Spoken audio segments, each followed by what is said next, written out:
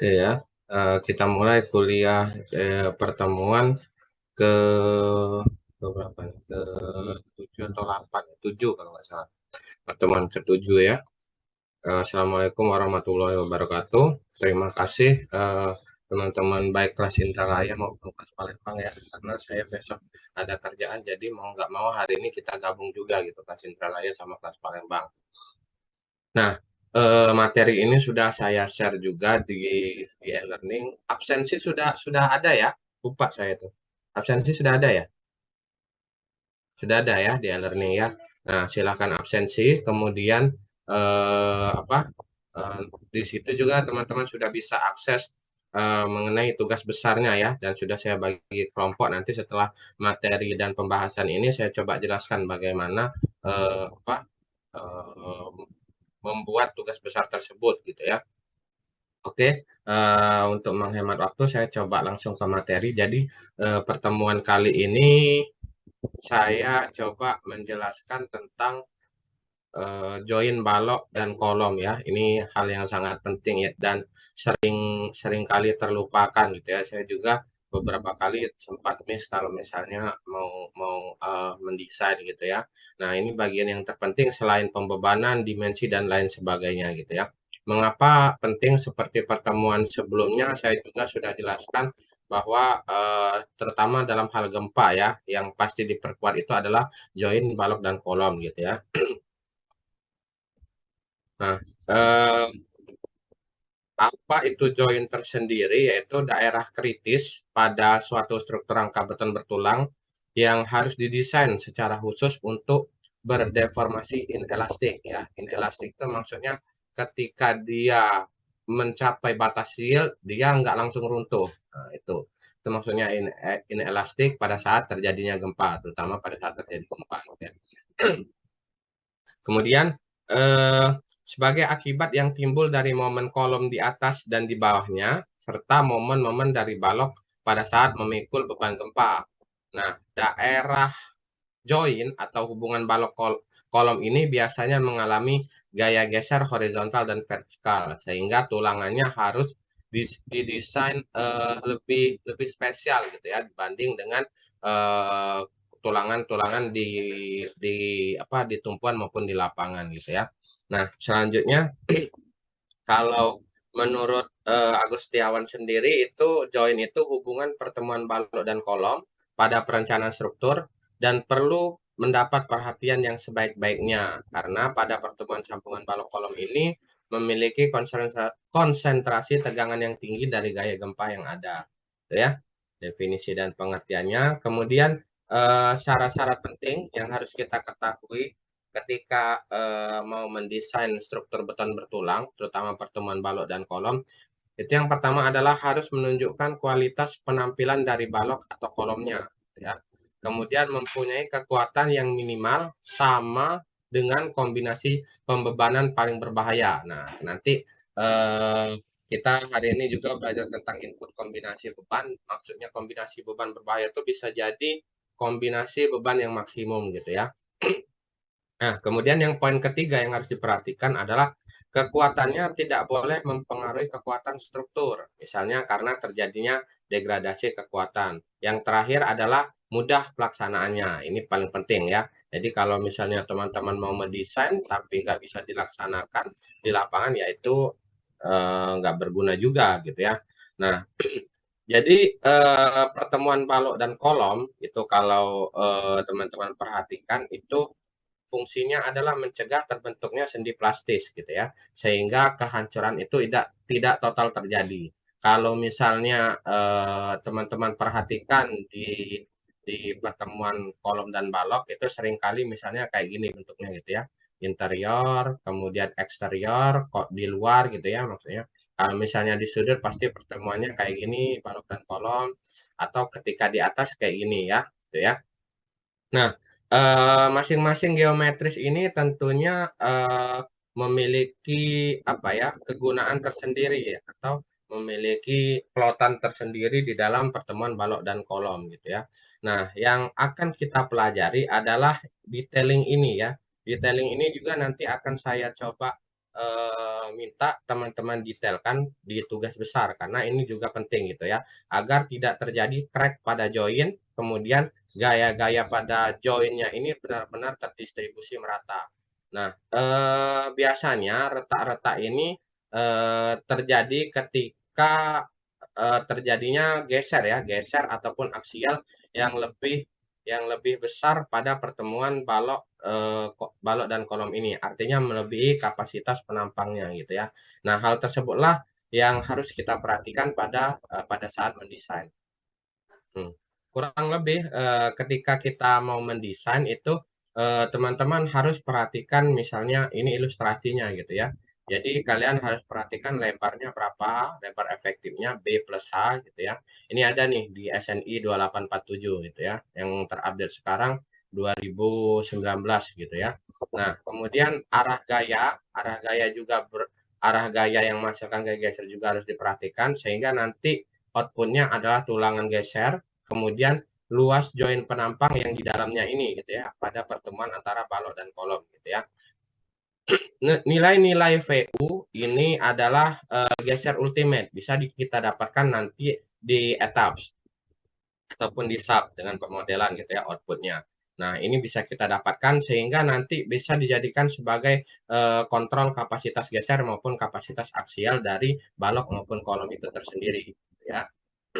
Selanjutnya syarat ya, syarat tulangan, perencanaan tulangan adalah Vn, nilai Vn atau bisa disebut V kayak geser penampang itu harus lebih kecil daripada geser yang terjadi gitu ya. Sorry, harus lebih kecil daripada ini syarat utama ya, harus lebih kecil daripada VC sehingga bisa digunakan tulangan geser minimum. Atau kalau misalnya VN-nya lebih besar dari VC, maka perlu tulangan geser gitu ya. Tulangan geser itu bagaimana? Tulangan minimum itu bagaimana? Biasanya tulangan minimum itu adalah nilai AS tulangan, penampang tulangan yang sorry ya, kita buat dulu aja. Ini seharusnya belajar di beton bertulang ya. Jadi ketika kalian mendesain tulangan itu AS ya, AS perlu itu harus lebih kecil daripada AS maksimum, AS max. Kemudian AS perlu ini harus lebih besar daripada AS minimum, ya. Nah, kemudian yang akan dipakai di dalam desain adalah AS perlu gitu ya, untuk mendapatkan penulangan gitu ya. Nanti di pertemuan terakhir kita akan bahas lebih detail ini gitu ya. Nah, biasanya ketika AS perlu ini tidak memenuhi efektivitas, maka tulangan akan didesain pakai AS minimum gitu ya. Yang jelas syarat ini harus terpenuhi gitu ya. Dapatnya AS perlu ini dari mana Pak gitu ya? Dari momen aksial, momen ultimate, kemudian kalau di plat, kemudian kalau di kolom itu adalah P ultimate, kalau di balok itu adalah P ultimate dan V ultimate gitu ya, gaya geser ultimate. Nah, itu nanti akan kita keluarkan outputnya pada pertemuan kali ini. Nah, kurang lebih ya untuk desain penulangannya adalah mengacu kepada rumus ini gitu ya. Ada luas tulangan transversal, kemudian luas penampang inti kolom. Nah, nantinya tentunya ada syarat namanya jarak ya. Kalau di balok itu biasanya ada tulangan tulangan daerah lapangan, tumpuan dan daerah lapangan gitu ya. Nah, di sini kalau kalau biasanya tulangan tumpuan itu lebih rapat ya bandingkan dengan tulangan lapangan gitu ya. Sehingga syarat-syarat ini juga yang harus dipenuhi ketika mendesain gitu ya. Nah, daerah ini misalnya kita kategorikan A, kemudian daerah ini, daerah lapangan, daerah tumpuan itu kita kategorikan B gitu ya. Nah, inilah yang harus dipenuhi untuk syarat dari tulangan transversal atau spasi ya. spasi terkecil yang harus dipenuhi ketika bertemu antara kolom dan balok, karena nantinya akan berpengaruh kepada agregat juga. Nah, ini ya contohnya ya. Ini adalah daerah tulangan tumpuan gitu ya, tulangan tumpuan. Ini daerah tulangan tumpuan. Kemudian yang tengah ini adalah daerah tulangan lapangan.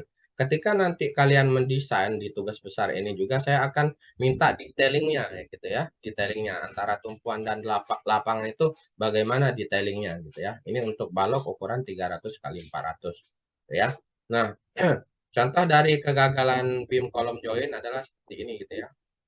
Ini contoh kegagalannya kalau kita tidak mendefinisikan atau menghitung tulangan yang spesifik gitu ya. Nah, ini contoh realnya. Kalau misalnya kalian sudah KP, maksud pertemuan beam kolom join itu seperti ini gitu ya. Nah, kalau misalnya tulangan ini terlalu rapat, gitu ya, terlalu rapat, maka eh, balik lagi ke kategori keempat tadi, dia akan susah pelaksanaannya karena agregat beton itu tidak akan masuk sempurna di dalam pertemuan ini. Ya, makanya kita harus mendefinisikan tadi jarak antar tulangannya, gitu ya, jangan sampai terlalu rapat. Kurang lebih kalau bentuk realnya seperti gambar ini, gitu ya. Kalau misalnya mau sketsanya seperti ini, gitu ya. Ini bentuk dari pertemuan kolom dan balok, gitu ya. Oke, selanjutnya yang perlu diperhatikan adalah V ultimate. Ini harus juga diperhatikan, nanti kita keluarkan V ultimate. Jadi kalau misalnya teman-teman mau mendesain, itu nanti bergantung dengan apa besarnya beban yang diterima oleh elemen struktur. Tentunya joint shear strength ini berguna ketika untuk mengatasi beban-beban yang berlebih gitu ya. Nah, di sini kalian bisa lihat klasifikasinya. Kalau misalnya nilai B dan nilai H ini udah bisa didefinisikan gitu kan. FC prime juga bisa. Kemudian yang ini juga sudah terkunci ya nilai nilai tetanya gini ya. Tapi juga harus di apa dilihat-lihat juga karena kadang ini juga berubah gitu ya, terutama di SNI terbaru gitu ya, 0,75 sampai 0,85. Kalau SNI lama itu 0,65 biasanya gitu. Nah, nilai yang akan berubah adalah nilai gamanya gitu ya, nilai gamma bergantung dengan tipe atau klasifikasi kolom yang akan kita buat, join kolomnya. Kalau misalnya eh, konstruksinya adalah kolom di daerah interior, kita tadi sudah bisa bedakan interior, eksterior maupun corner, maka yang berubah adalah lambdanya itu 1,7 gitu ya. Yang lainnya bisa menyesuaikan nilai FC prime, B dan H-nya gitu ya. Ini seharusnya lebih spesifik teman-teman dapatkan di mata kuliah struktur beton bertulang gitu ya. Nah, kemudian eksteriornya juga akan didapatkan 1,2 gitu ya kalau bentuknya eksterior maupun corner gitu ya. Ini perbedaannya gitu ya. Ini mengacu ke SCI. Ini contoh juga. Contoh kalau misalnya dia di kolom eksterior. Nih, ini kolom eksterior nanti bentuknya seperti ini gitu ya joinnya ya. Bentuknya seperti ini. Kalau misalnya pertemuan di dalam, bukan corner, di tengah-tengah, kolom yang di tengah seperti ini, gitu ya.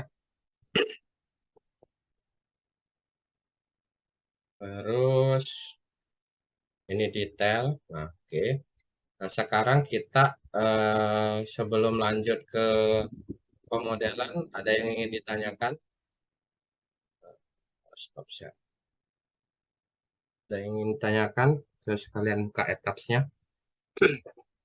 Bentar ya.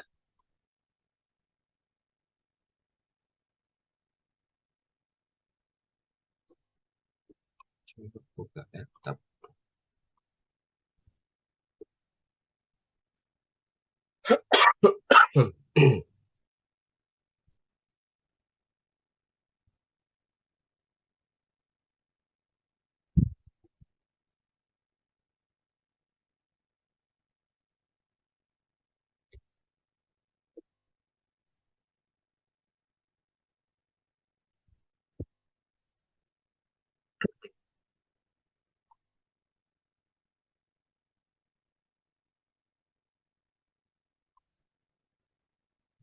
Oke,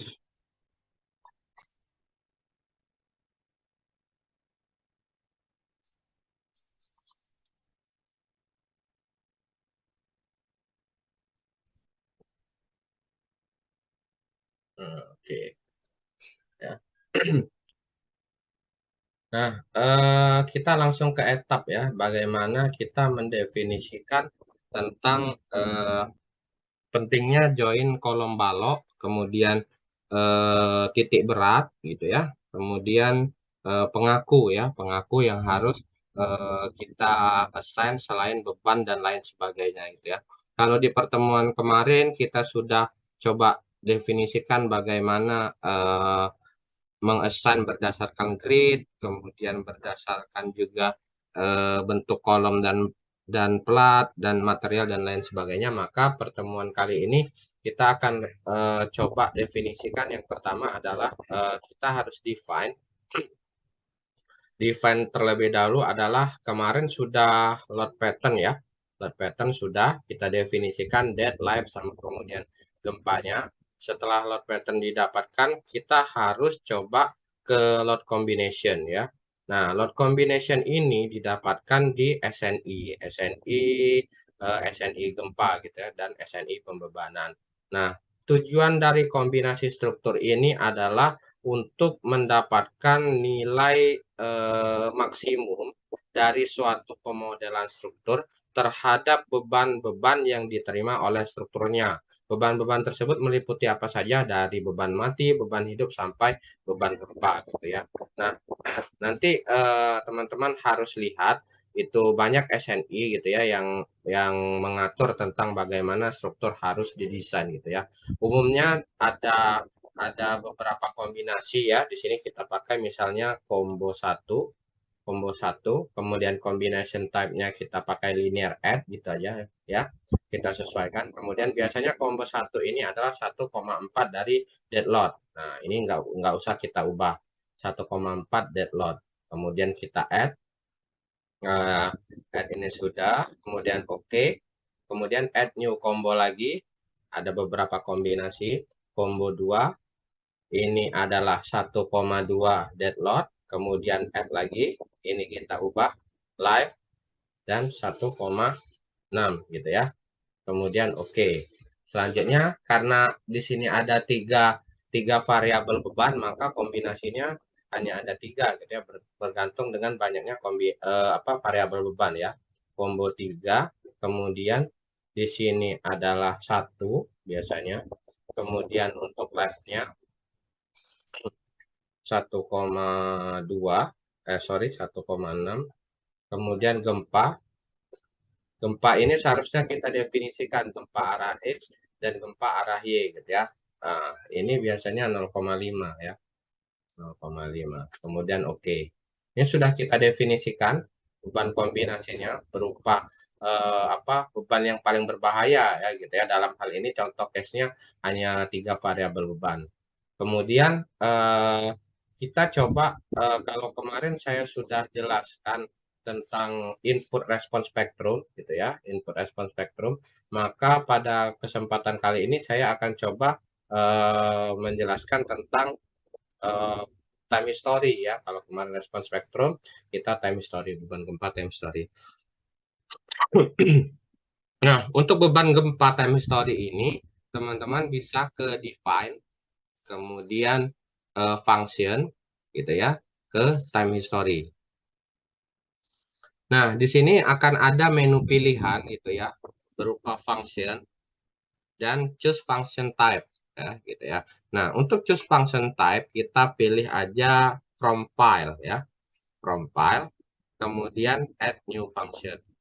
Nah, maka akan tampil di layar seperti ini ya, gitu ya. Maka sebenarnya etap maupun sub sudah menyediakan data-data beban time history. Hanya saja mungkin kita nggak tahu terupdate atau enggak. Biasanya itu saya jelaskan ke teman-teman mahasiswa untuk mendapatkan beban gempa itu dari website PEER gitu ya, website PEER itu sendiri. Namun kali ini kita coba langsung yang dapat dari etaps ataupun subnya gitu ya.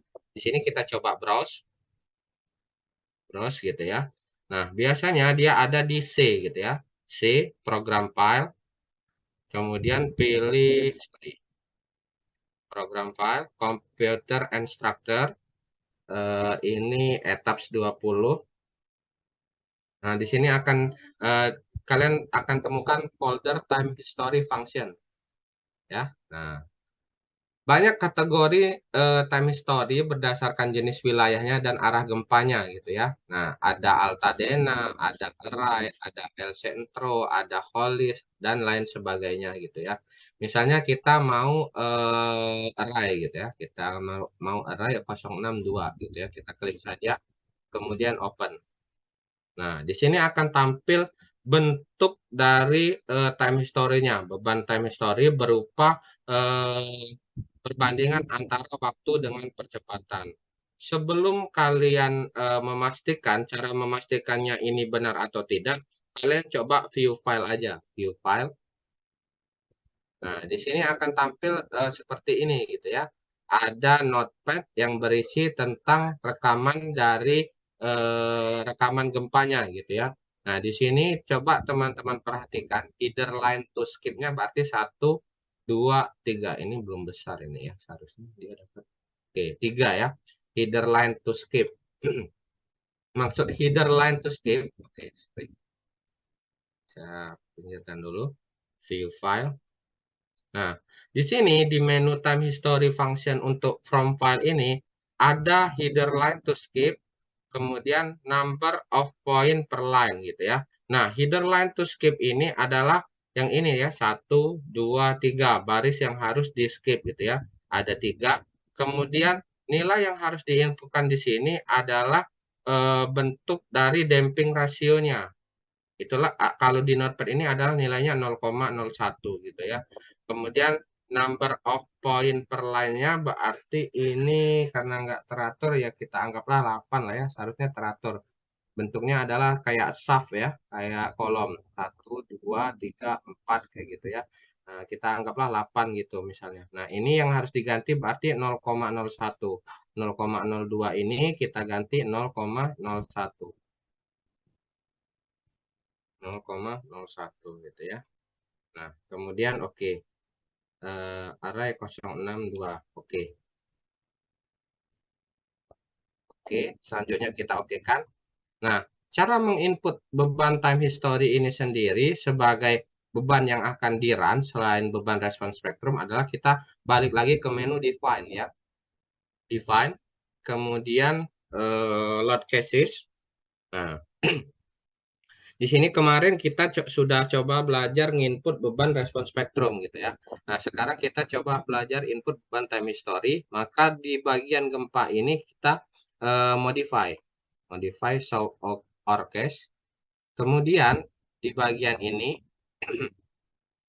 kita definisikan misalnya TH time history arah X ya. Nah, yang harus diubah di menu ini load cache data ini adalah ini ya, load pattern kita ganti acceleration, kemudian ini akan terdefinisi tersendiri arahnya UX. Scale factor ini didapatkan dari kalau teman-teman belajar gempa adalah nilai G dikalikan I per R gitu ya. Itu adalah I dan R itu adalah bentuk dari respons strukturnya gitu ya, yang didefinisikan kategori bangunannya. Misalnya 1.200 lah gitu ya, setelah dikalikan. Kemudian oke. Nah, ini akan terdefinisi sendiri gitu ya. Ada yang salah ini. Time history. Nah, ini ya. Oke ya. Sorry, saya ulang lagi ya. Jadi, untuk mendefinisikan nilai time history, teman-teman harus pilih dulu load cache name-nya yang gempa tadi, kemudian modify, ya. Nanti akan muncul menu seperti ini. Load cache type-nya diganti dengan time history. Nah, ini yang benar nih. Nah, selanjutnya ini tadi sudah benar diganti acceleration, arah gempanya biasanya U1 dan U2, U1 itu arah X dan U2 arah Y. Berarti karena ini arah X, kita ganti U1, kemudian functionnya kita ganti array tadi yang sudah kita definisikan. array gitu ya. Nah, number of output time step ini didapatkan dari grafik time history tadi, Pak ya. Kita okekan dulu, kita balik lagi miss tadi ya. Define function time history, kemudian modify. Nih, number of step-nya tuh ini ya. Number of step-nya ini, grafik ini berhenti di berapa gitu ya. Dalam hal ini kita definisikan misalnya 39 lah ini ya. Berarti nanti time of step-nya kita input adalah 39. Ini oke. Kita balik lagi. Define, kemudian load cases, modify. Nah, ini ya 39 berarti di sini 390 gitu ya. Nah, ini sudah diganti semua, sudah oke. Kemudian langsung oke ya. Oke. Sejauh ini sudah bisa mengikuti atau perlu saya ulang? Bisa ya.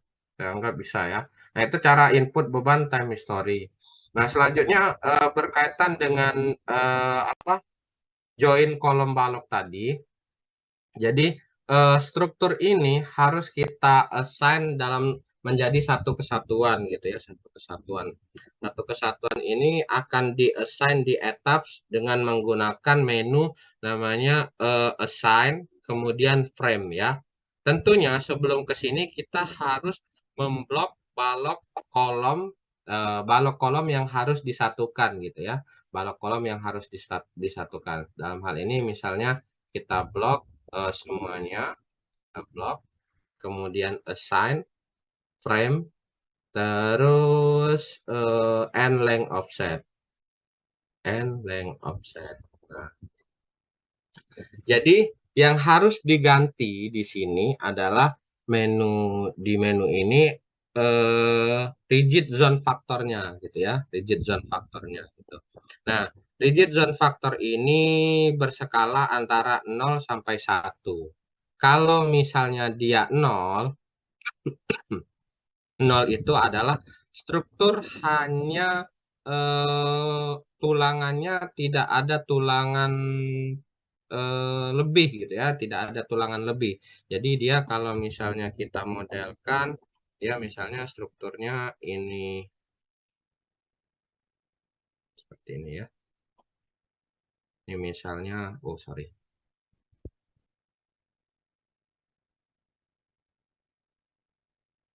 ini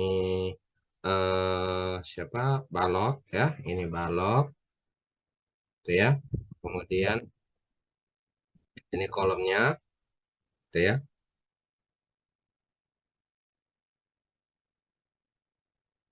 Ya. Nah, kalau dia nilainya 0, struktur itu hanya dianggap di satu titik eh, ter terkoneksi gitu ya. Kalau nilai rigid zone faktornya 0. Saya warnain warna kuning aja. Gitu ya. Hanya di titik di satu titik penting dia hanya terkoneksi gitu ya. Nah, ini kalau nilainya 0 rigid zone faktornya. Namun ketika misalnya 0,5 di atas 0, biasanya rentangnya 0, 0,5, 1 gitu ya. Nah, ketika dia 0, sorry 0,5, penggunaan nilai 0,5 itu biasanya terjadi pada struktur ketika dia dihadapkan dengan struktur beton bertulang gitu ya.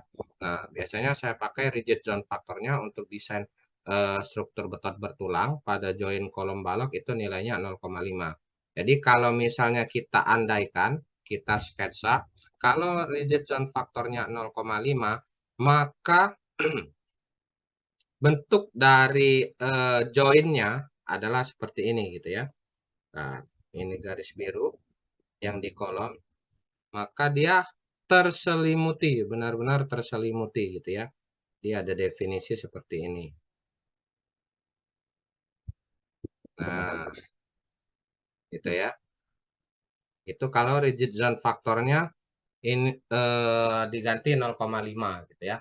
Nah, kalau misalnya nanti teman-teman dihadapkan ke tentang apa bangunannya adalah baja gitu ya, maka rigid zone faktornya diganti 1 gitu ya. Itu ya perbedaannya ya. Jadi rigid zone faktor itu sendiri adalah definisi untuk join kolom balok. Karena kita beton bertulang, maka di sini kita 0,5.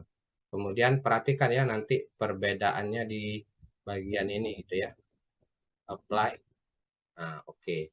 Maka akan tampil seperti ini nih. Nih, sebelumnya kan nggak ada nih. Nah, ini artinya pertemuan kolom balok baik di daerah interior, eksterior maupun di sudut itu sudah terdefinisi join kolom baloknya, ya. Nih, kalau kalau teman-teman bisa lihat bisa lihat ini yang di tengah, kemudian di sudut seperti ini ya. Kalau kita kembali ke slide,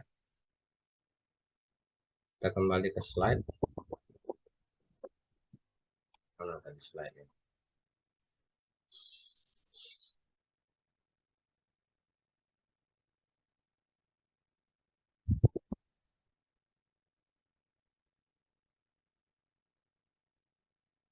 Kalau kita balik ke slide, nih ya bentuknya ya, kayak ini bentuknya. Oke ya, paham ya? Oke, kita coba lanjut share screen. Tabs. Nah, rigid zone faktor sudah, kemudian kita definisikan kekakuan ya. Kita definisikan kekakuan. Caranya adalah di assign juga, assign, kemudian frame ya. Oh, sorry. Define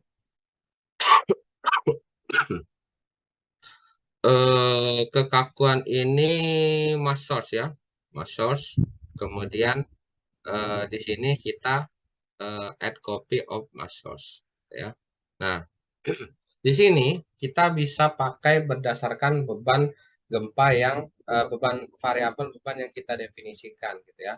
Ada misalnya opsionalnya di sini elemen self massa. Jadi masing-masing elemen itu dihitung masanya tersendiri. Ini bisa dipakai. Cuma kalau misalnya kita ada beban gempa, maka kita harus di specified load pattern. Di sini ada 3 variabel ya. Kemudian dead-nya kita add aja satu, multiplier-nya satu, kemudian live-nya 0,25 gitu ya, add, kemudian gempanya itu 0,5 add. Nah, ini sudah ini. Oke. Kemudian oke. Titik berat dari bangunan ini sudah kita definisikan gitu ya.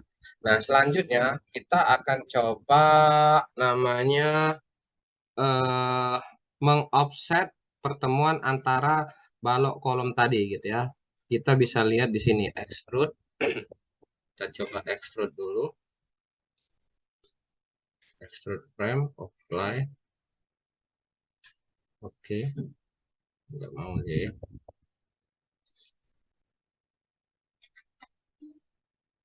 Extrude frame. Benar, oke. Apply.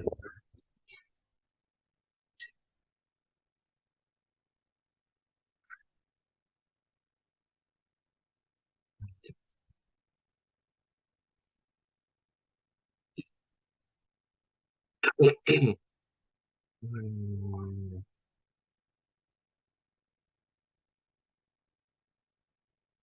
itu oke.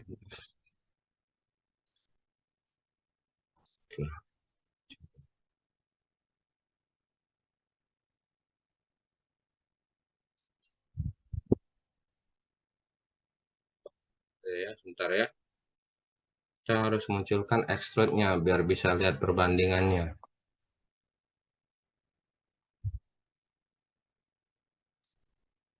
Apply.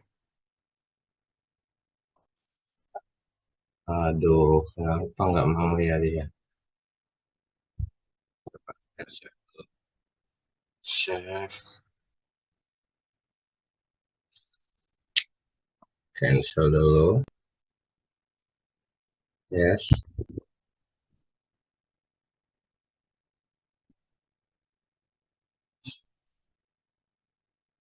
Bentar ya, harus muncul extrude-nya hari ini biar tahu bedanya.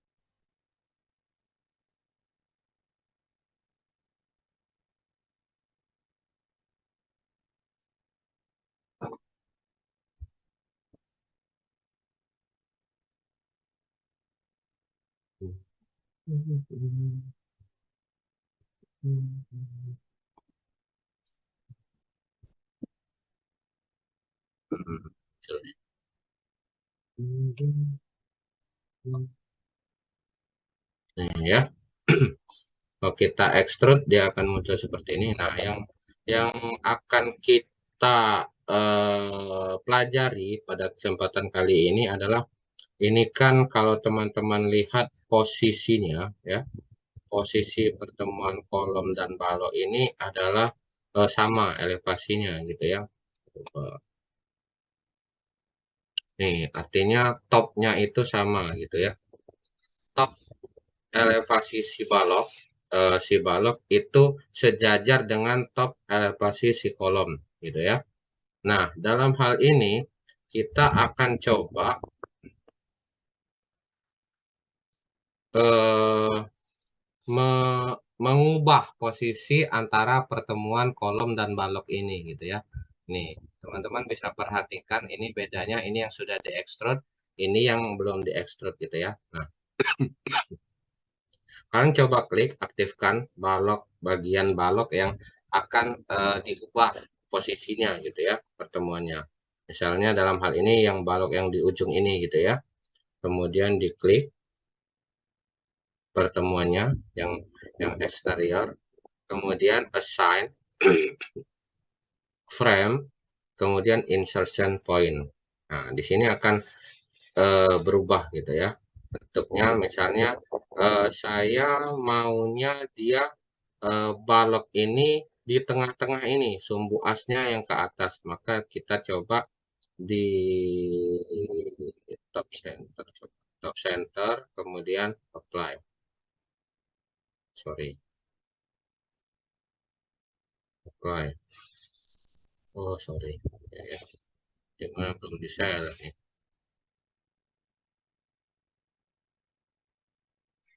Apply.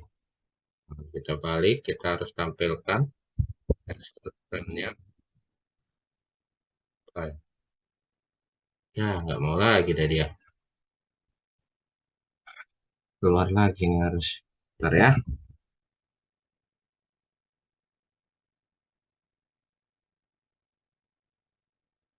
Tabs.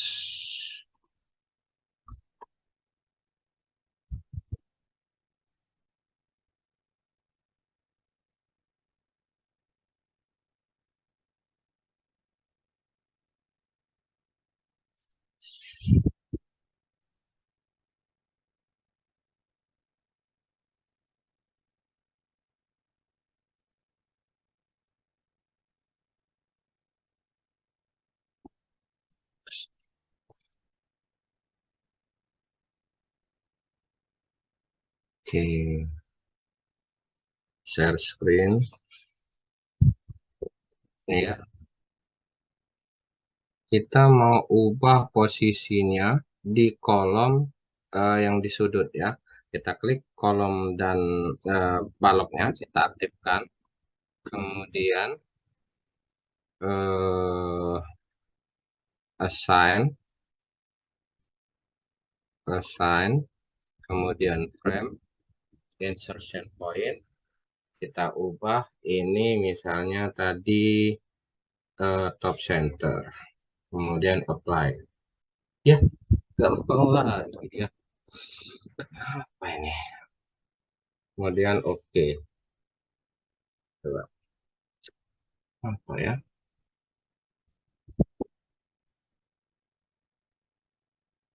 Action properties.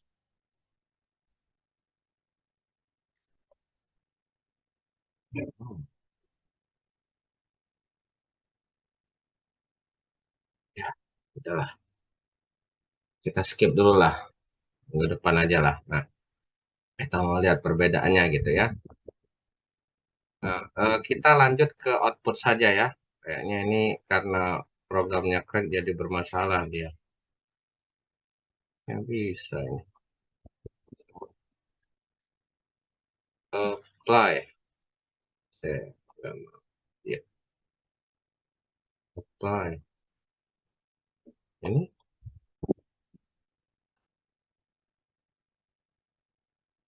Oke, kita skip dulu ya untuk insertion point-nya.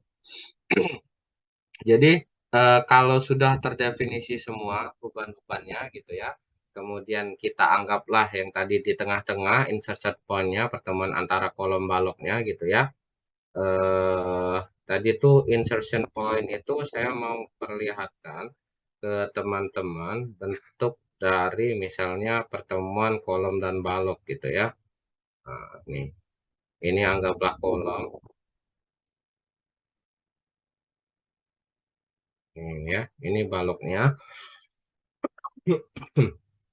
Di sini top ujung elevasi si kolom yang berwarna pink ini ya, ini ketemu sama elevasinya dengan si top elevasi balok gitu ya. Nah, insertion point tadi gunanya adalah untuk kita definisikan insertion point-nya, asnya lah, asnya gitu ya, as kolom dengan baloknya. Jadi kita bisa atur nanti top elevasinya tuh misalnya nggak mau nih yang kayak gitu, maunya di tengah-tengah gitu ya. Nah, sehingga baloknya bisa kita naikkan topnya. Ternyata dia ketemunya nanti di tengah-tengah sini gitu ya. Nah, itu maksudnya insertion point tadi. Cuma sepertinya dia nggak mau extrude ini, masih nggak mau extrude. Clear on. Nah, sekarang kita coba run. Kita sudah definisikan semua, mass source sudah, kemudian titik berat yang berdasarkan mass source sudah, beban-beban sudah. Nah, selanjutnya kita langsung run saja gitu ya. Kita run.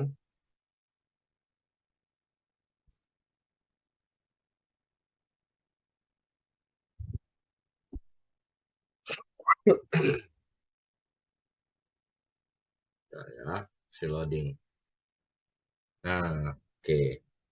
Dan, nah, kalau misalnya kalian bisa lihat di tugas, itu nanti tugasnya minta tampilkan bentuk displacement, kemudian wire shadow, kemudian nilai dari apa momen geser, grafik momen geser dan lain sebagainya. Maka cara menampilkannya adalah kalian sudah meran, jadi kalian langsung ke ini ya, menu ini, display frame or peer or spindle dan lain sebagainya gitu ya. Kalian klik ini cara menampilkan diagramnya gitu ya. Jadi di sini akan ada pilihan gitu ya. Tampilkan misalnya kita mau per case kita tampilkan bentuknya. Biasanya nanti kalau di tugas kalau saya lihat itu dikombinasi ya. Jadi masing-masing kombinasi itu harus ditampilkan bentuk dari aksial, shear, dan momennya. Misalnya kita bagi ini bentuknya 3D juga ya. Di sebelah sini kita mau nampilkan combo 1 dari nilai axial force-nya. Berarti kita klik di sini ke combo, kemudian kombonya combo 1, komponennya axial force, kemudian yang lainnya fill diagram, kemudian ini frame misalnya ya. Kita klik apply ya. Nah, maka akan tampil bentuknya seperti ini gitu ya, diagramnya gitu ya. Diagramnya. Nah, kalau misalnya kita mau menampilkan di sebelah sini, kita coba tampilkan bentuk dari momennya, gitu ya, dari kombinasi yang ketiga misalnya gitu. Kemudian kita apply. Nah, ini akan tampil, gitu ya, bentuk momennya gitu. Atau saya mau di kombinasi satu Pak, biar tahu tadi axial force-nya seperti ini, momennya bentuknya seperti apa, apply, gitu ya. Ini kombinasi satu. Atau saya mau lihat tampilan gesernya Pak. Nah, seperti ini ya. Itu cara menampilkannya. Kalau misalnya mau dikasih nilai, berarti di sini tinggal klik show value, klik kemudian apply. Nah, maka akan tampil nilai-nilainya gitu ya. Nah, Cara mengeceknya yang pertama adalah ini sudah bisa menampilkan diagramnya ya, baik axial force, shear sampai momennya. Kemudian kita mau cek kegagalan strukturnya dulu. Ini bisa kita lihat nih daerah mana yang paling besar nilai gesernya gitu ya. Biasanya kita cek itu adalah nilai momen ya. Klik, kemudian momen, play. Nanti kita belajar perbedaan ini ya, apa momen 22 dan momen 33 di pertemuan selanjutnya ya. Nah, nih. Ini bisa kita lihat bagian mana yang menerima beban yang paling besar gitu ya. Kalau secara gesernya berarti daerahnya mungkin daerah bawah gitu ya. Kita nggak usah tampilkan nilainya aja lah. Misalnya yang paling besar di sini di tengah bentang gitu ya. Maka di sini kita klik gitu. Kita klik, kemudian kita mau tahu tampilannya. Nah, kita klik si tempat yang teridentifikasi menerima beban geser dan beban momen, nilai geser dan nilai momen yang terbesar. Kita klik, kemudian klik kanan ya pada mouse, klik kanan, maka akan tampil seperti ini gitu ya. Nah, ini bisa diubah-ubah. Nah, ya, berdasarkan misalnya saya mau load cache saja, nanti tampilannya gimana Pak? Nih, load cache yang dead. Tampilannya seperti ini, nilai geser, nilai momen maupun nilai defleksi pada balok dalam hal ini adalah B15 di tengah bentang nih yang aktif berkedip-kedip ini ya. Kemudian mau ganti nih, kalau terhadap gempa gimana Pak? Gitu. Oh ternyata nggak terlalu ngefek nih Pak, nilainya seperti ini gitu ya. Kalau mau kombinasi ya tinggal ganti lot combo gitu ya. Kombinasi yang terbesar kombinasi 3. Nah, di sini akan tampil bentuk dari diagram gesernya nih seperti ini. Nilai yang terbesar adalah yang terjadi di ujung bentang pada balok B15 adalah 1350 kilonewton gitu ya. Kalau momennya kalau di ujung bentang 569. Saya mau tahu Pak nilai di tengah ini baik nilai geser maupun nilai momennya. Maka ini bisa di scroll ya. Bisa kalian scroll, bisa kalian pindahkan. Nah, untuk momen di tengah bentang ternyata nilainya adalah 357 gitu ya. Nah, untuk definisi identifikasi kegagalan kita kemarin sudah belajar drift ya, salah satunya drift.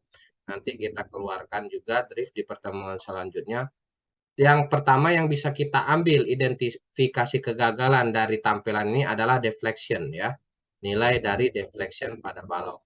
Di SNI SNI 2847 2013 itu nilainya adalah deflection izin DI itu adalah LN per 280. Satuannya adalah mili ya. Satuannya adalah mili. LN-nya apa, Pak? LN-nya adalah panjang bentangnya. Dalam hal ini kita bisa lihat nih, panjang bentang itu adalah berapa nih ya tadi? Clear, escape. Panjang bentang totalnya berapa nih? 3 meter. Berarti nilainya adalah 3.000 per 280. Berapa itu? 3.000 per 280. Coba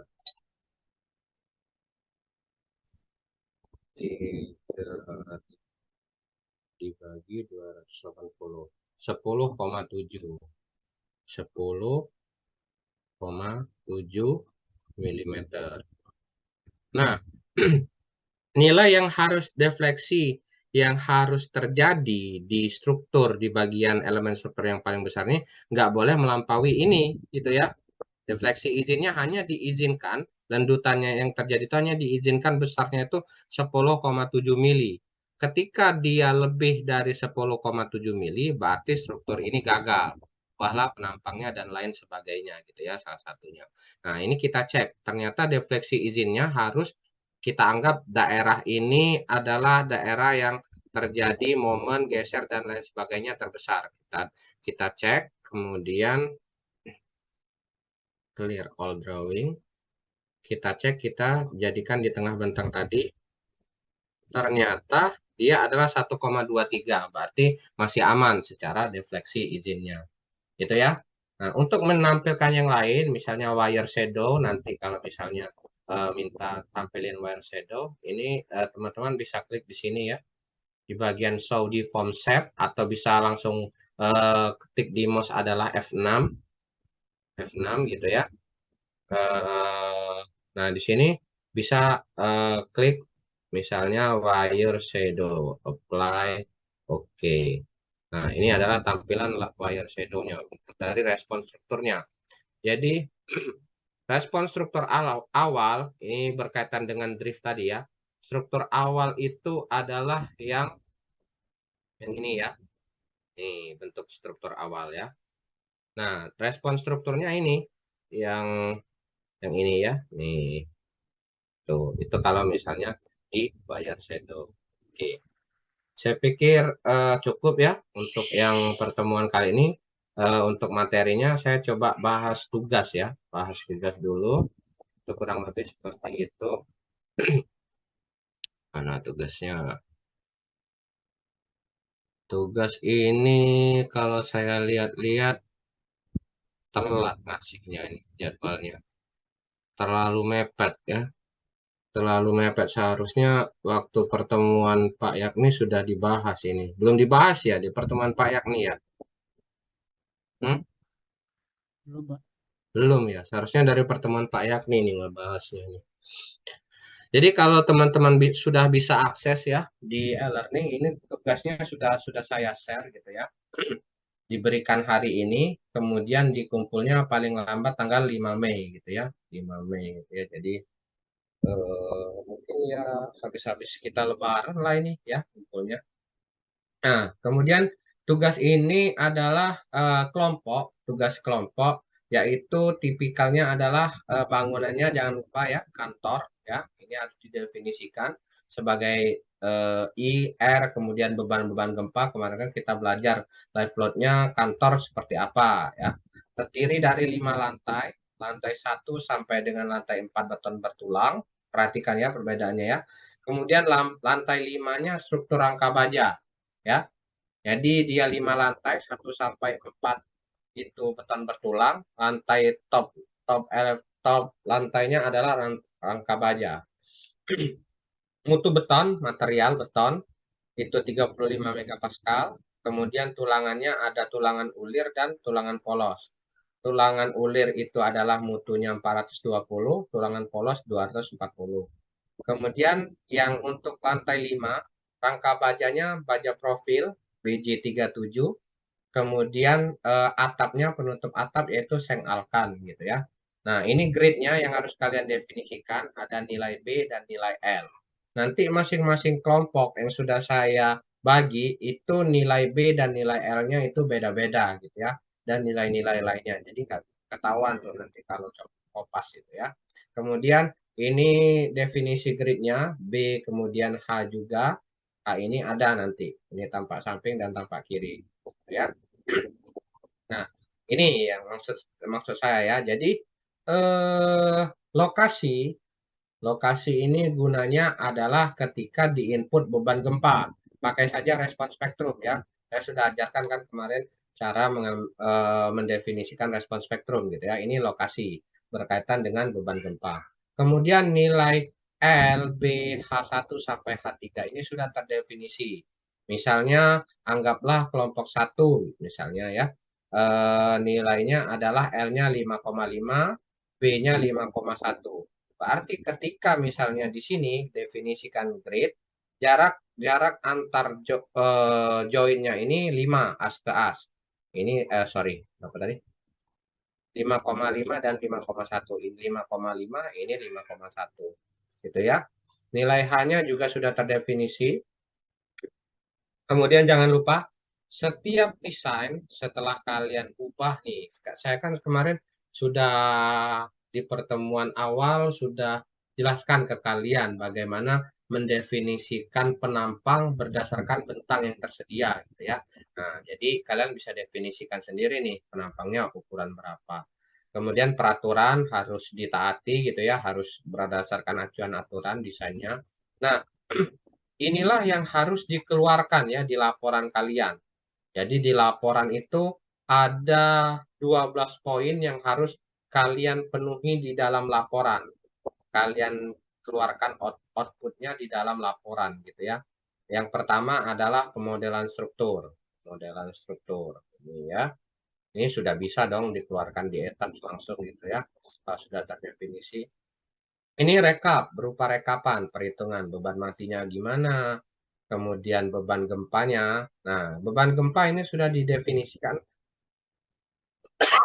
Dia adalah sistem rangka pemikul momen khusus. Jadi nanti nilai I, R, dan lain sebagainya harus mengacu ke sini. Gitu ya.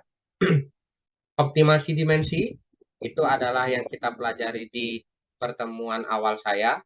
Kemudian gambar pemodelan 3D, ini bisa teman-teman keluarkan melalui SketchUp atau bisa langsung dari ekstrut tadi ya yang nggak keluar di etap saya tadi ya bisa ya. Tapi masing-masing juga harus ada penilaiannya. Kalau misalnya hanya mengeluarkan dari etap nanti nilainya berapa. Kalau memang niat di SketchUp gitu nanti penilaiannya berapa gitu lah.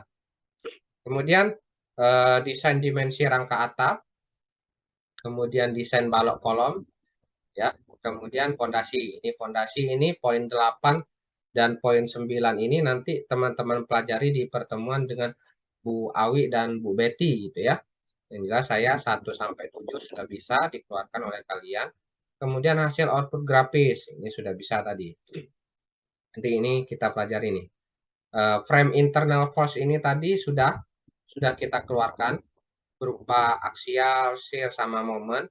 Displacementnya sama joint reaction nanti di pertemuan selanjutnya. Termasuk mode period gitu ya. Nah, terus apa lagi?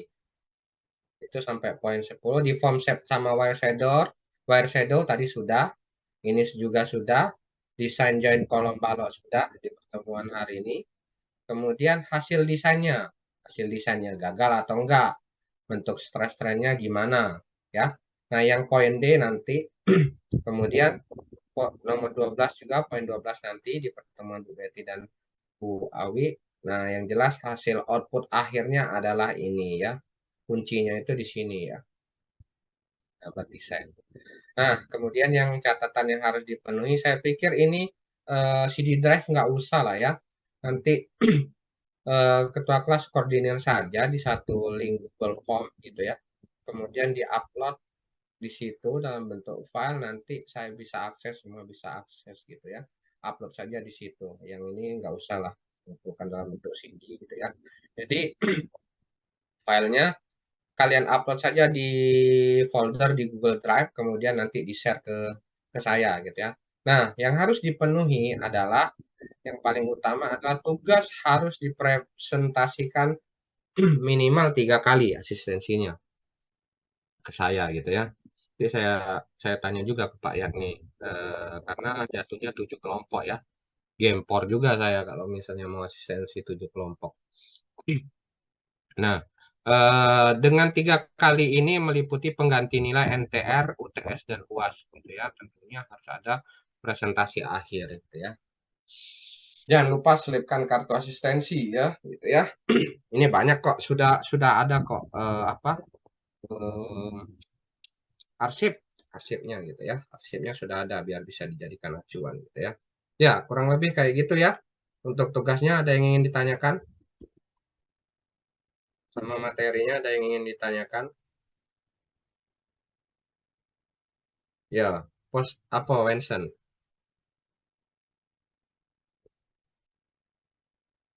Hmm, oh. Ya, ya, lupa Bapak ya. Bentar, bentar, bentar. Ini ya. Heeh. Heeh, terus? Ya, benar.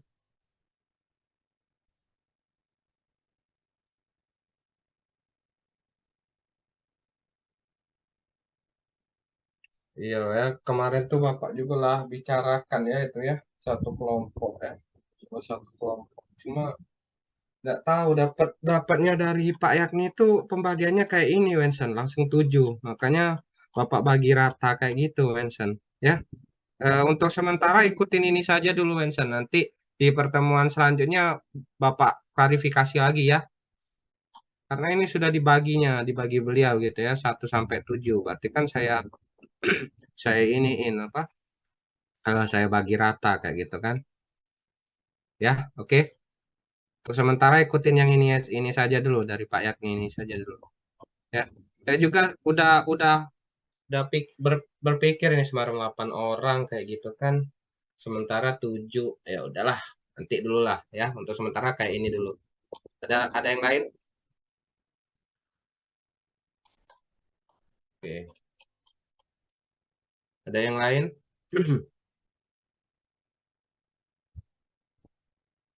Ada. Ya.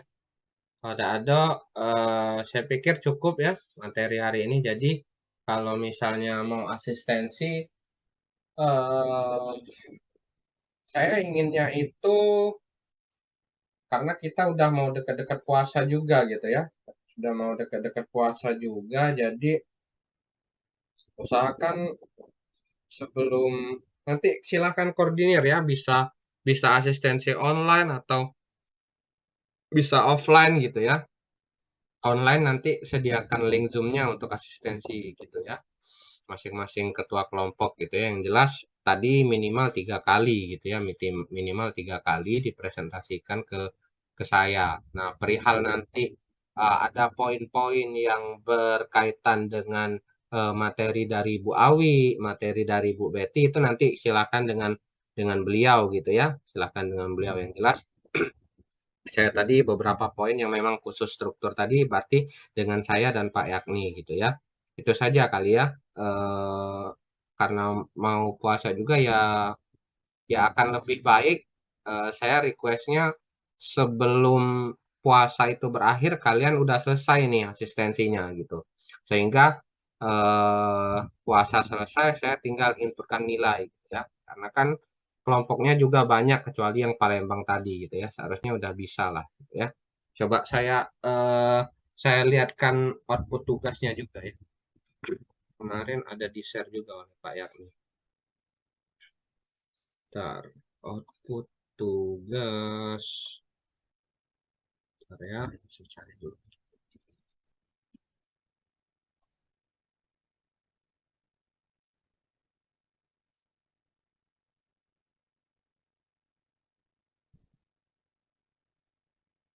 Nih, share screen. Ini contoh output tugasnya ya. Hmm. Ini siapa nih? Arya, Muhammad Saputra, dan lain sebagainya. Ini Pak Muhtarom, kemarin masih dengan Pak Muhtarom. Jadi ada kriteria, ini mengacu tadi ya, kalau sudah didefinisikan ya, nilai B, H, dan lain sebagainya. Kemudian kelas situs berkaitan dengan beban apa, lokasi kalian yang didapat. Ini adalah contoh inputannya. Nah, ini ya. Kemudian peraturan yang digunakan, beban yang bekerja. Nih. Ini contoh presentasinya ya, bukan contoh laporannya ya. Ada tadi contoh laporan, nanti saya buka kasih. Ini beban matinya, beban hidup. Ini perencanaan dimensi ya. Ini bisa mengacu ke yang saya kemarin atau mengacu ke SNI ini ya. Ada tinggi minimum, ada misalnya lantai harus berapa gitu ya. Ini perhitungan nih. Ini seharusnya udah didapatkan di mata kuliah bukan bertulang gitu ya. Ini dari sekian kelompok, sepertinya kalau tahun lalu ini ya kelompok ini yang lumayan karena dari 7 kelompok hanya ini yang di save oleh Pak Yakni yang di share ke saya gitu ya.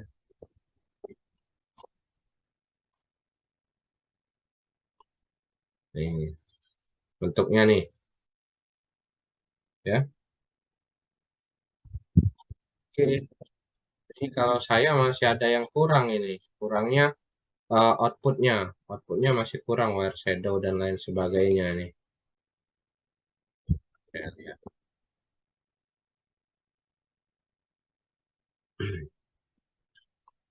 Ada lagi nih.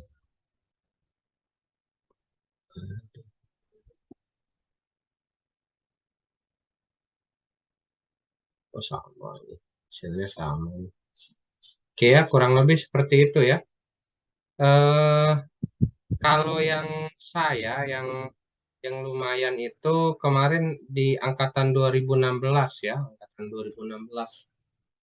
Itu teman-teman bisa lihat tuh arsipnya, mintalah ke kakak tingkatnya. 2016 itu sampai ke desain 3D-nya saya sama tulangannya ya. Itu yang cukup cukup cukup komplit lah menurut saya gitu ya. Sampai nanti ininya apa output dari subnya nggak usah di print semua ya, karena itu output table, ada output table nggak usah di print semua, jadi kertas kalian nggak sampai setebal kayak gini, nggak sampai setebal kayak gitu seharusnya ya.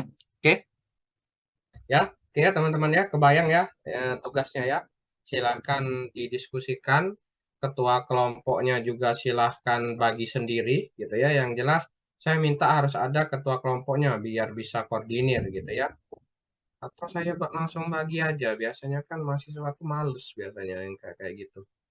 Saya langsung bagi aja lah. Ketua kelompoknya siapa? Bentar ya. Ya saya bisa koordinir.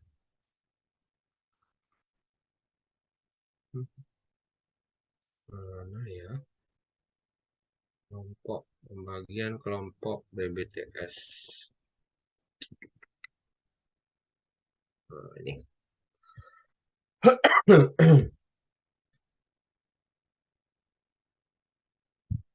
Kita langsung bagi saja ya, sepakatin aja sekarang ya. Ketua kelompoknya siapa gitu ya.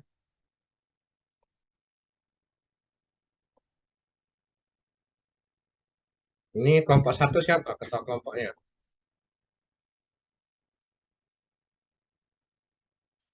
Kelompok satu siapa ketua kelompoknya?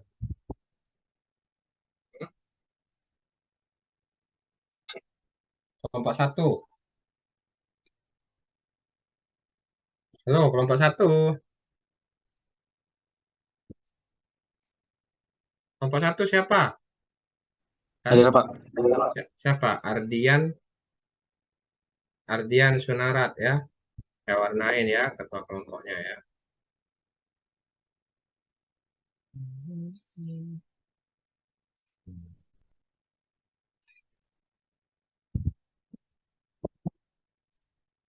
Terus kelompok dua siapa?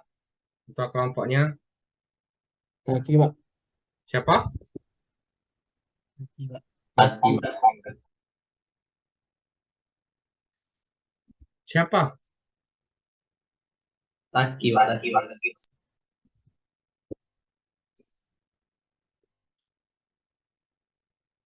Siapa bergema suaranya? Nggak jelas Bapak siapa? Tommy. Muhammad Taki Wikrama Pak. Oh, Taki. Muhammad Taki. Oke, terus kelompok tiga. Kelompok tiga siapa? Kelompok tiga. Halo, Idrus, Pak. siapa? Idrus Idrus ya. Zailani. Idrus Zailani Azhar ya. Oke. Kelompok empat. Samuel, Pak. Samuel. Oke. Kelompok lima. Kelompok lima. Halo, halo. Iya Pak. Kelompok lima siapa? Denny. Ini Pak. Arif Pak. Arif mana Arif? Arif mana? Arif Arapi ya. Iya Pak. Hmm. Terus Palembang. Palembang nih Bapak jadi kesikok bela ya keputusannya ya daripada nunggu-nunggu kaget ya. Delete satu kelompok aja lah ini. Ya, masih nak Bapak juga caknya kaget waktu skenyo ini. Jadi cuma sampai 6 ya kelompoknya ya. Siapa ini? Kelompok Palembang. Ketuanya. Saya aja Pak. Rizal ya. Ya Pak. Mana Rizal? Nah, oh ini nih. Kira saya ada ganti nama Kojal. Oke ya. Jadi ketua kelompok lah, ketua kelompok ini nanti yang mengkoordinir asistensi dengan saya gitu ya. Teman-temannya asistensi dengan saya dalam bentuk presentasi. Mungkin karena puasa gitu ya. Saya mungkin menyarankan by online aja ya, request by online aja gitu ya. Jadi nanti share aja link Zoom-nya ke saya kapan kalian mau presentasi, kita sepakatin hari dan jamnya gitu ya. Oke ya? Paham ya? Kalau misalnya kita bisa offline, offline. Enggak, kan mata kuliahnya tinggal satu kali lagi nih. Analisa struktur mungkin saya akan ada mata apa offline. Jadi ketika misalnya memang bisa offline atau saya bisa offline, kita kabar-kabaran aja gitu ya. Oke, oke ya teman-teman ya. Ada pertanyaan? Ada pertanyaan? Kalau tidak ada, saya pikir cukup. Sepertinya sudah mengerti semua. Dan seperti biasa dari banyaknya peserta ini banyak juga yang off cam gitu ya. Terserah lah, saya nggak akan ngomel-ngomel lagi lah. Emang kayak gitu berarti ininya. Ya, saya pikir cukup untuk pertemuan kali ini. Saya akhiri dengan bila topik lainnya. Wassalamualaikum warahmatullahi wabarakatuh.